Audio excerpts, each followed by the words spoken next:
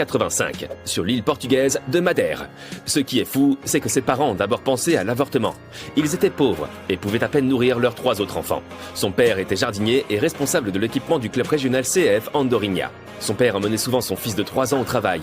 Et Ronaldo jouait avec les ballons pendant qu'il était là. Il était obsédé par le football. Il ne se souciait pas de l'école. Il s'entraînait et s'entraînait et s'entraînait. À l'âge de 10 ans, il a rejoint le National Funchal à Madère et a remporté le championnat des jeunes dès sa première année. Mais tout n'a pas été aussi facile qu'il y paraissait. Son père était ivre presque tous les jours et la famille avait encore peu d'argent. Alors Ronaldo allait souvent chez McDonald's pour demander des hamburgers gratuits. Nous sommes en 1997. Ronaldo est l'un des jeunes de 12 ans les plus prometteurs de Madère.